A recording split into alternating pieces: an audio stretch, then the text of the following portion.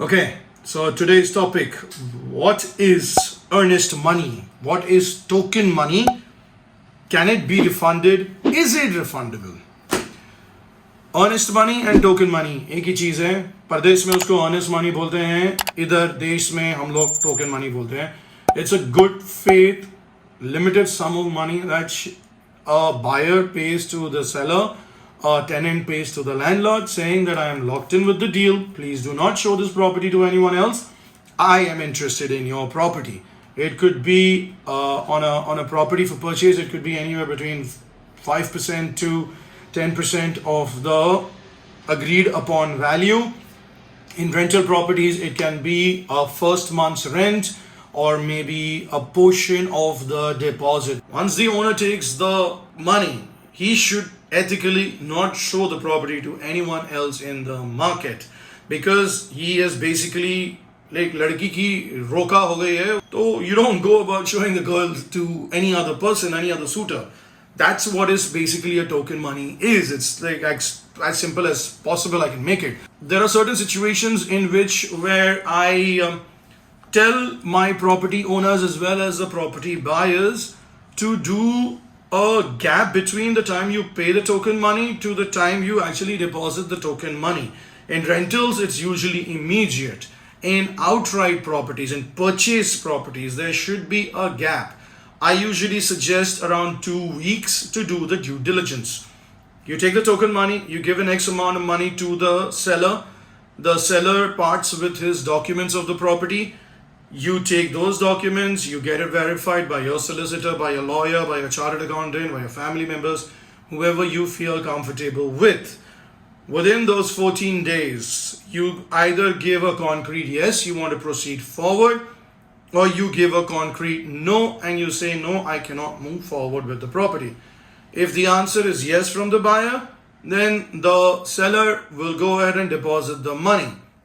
If the answer is no, then the seller will refund that check to the buyer. It could be in the form of a check, the money paid, the earnest money could be in the form of a demand draft, a pay order, which usually is a little bit more strong and more concrete. It signifies that you are genuinely interested in the property.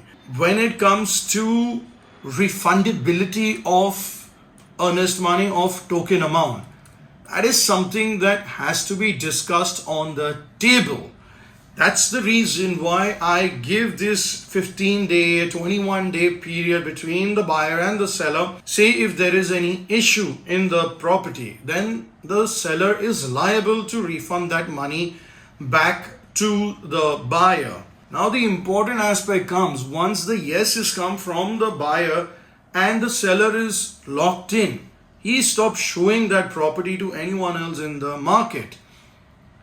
If the buyer after a month says and comes back and says कि भाई मैं नहीं खरीद सकता हूँ ये property, I have given you a sizable amount. For example, he's given 21 lakhs as a token amount for a property. वो बोलेगा यार give me that money back. The seller will be like, why will I give you that money back? It's been almost a month. I have taken the property out of the market. I have not shown it to anyone. I was in negotiations with other people who I said no to. It's an opportunity lost for me. I need to be compensated for that time that I spent in money. This is where a lot of the issues happen in the deals when they do not go through. It's always good to clear this up in advance. One solution is 50% of the money goes back to the buyer saying that, okay, you didn't continue with the transaction, that's fine.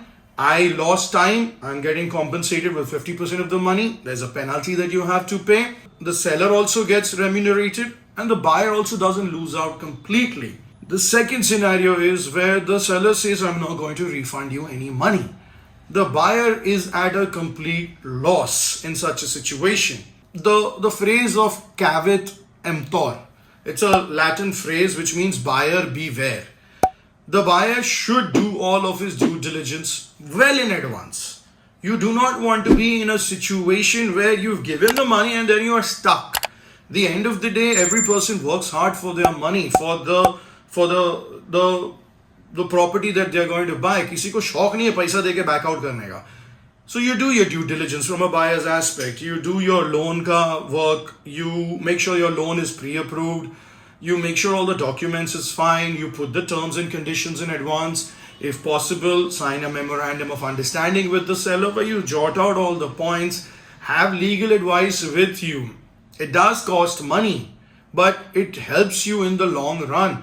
It's a fail-safe from a buyer's point of view. But in this whole grand scheme of things, the first 15 to 21 days are very important. If after your 15 to 21 days, you are unable to make a concrete decision, then take the money back. You do not want to be, from a buyer's aspect, you do not want to be in a situation where you're out of money and you also are not getting the property. So be very sure when you're buying the property. Brokers इसमें बहुत try करते हैं, कोशिश करते हैं refund लाने का, मुश्किल होता है, नहीं कर सकते. It is very difficult from a broker's point of view, from my point of view, to get the money out from a seller because he will fight tooth and nail. Very few people, I mean, consider yourself in the seller situation. उसको कोई दूसरा deal मिल रहा था, वो उसने छोड़ दिया, नहीं किया उसने, वो डील हो गया होता था, तो उधर उसको पैसा मिल गए होते थे, उसकी प्रॉपर्टी बिक गई होती थी. He would have washed his hands off the property and he would be happy with the money in the bank. Now he is back to square one. Zero पे चालू करेगा वापस. फिर से वो 10 ब्रोकर को फोन करेगा, अरे वो जो मेरा डील था वो नहीं गया. फिर बाद में वो ब्रोकर बोलेगा क्यों नहीं गया. फिर वो ब्रोकर अपने बायर को बोलेगा कि भाई वो deal is back on, are you interested. वो पूछेगा कि डील क्यों नहीं हुआ. फिर उसको बोलना पड़ेगा कि वो बायर का फाइनेंस नहीं हुआ, बायर ने बैकआउट कर दिया, उसकी फैमिली इमरजेंसी हो गई.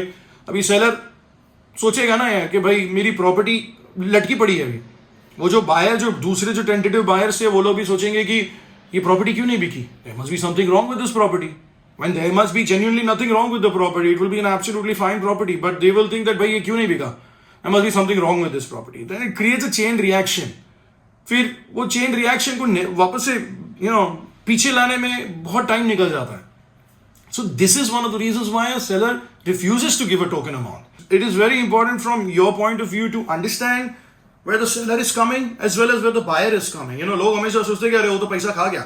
नहीं, ऐसा नहीं होता. पैसा नहीं खाया उसने, उसके भी माइंड में कुछ रहता है, उसको भी एक लॉस होता है. So the seller is also justified in making that demand. The buyer is also justified in getting the money back. It's a very tricky situation.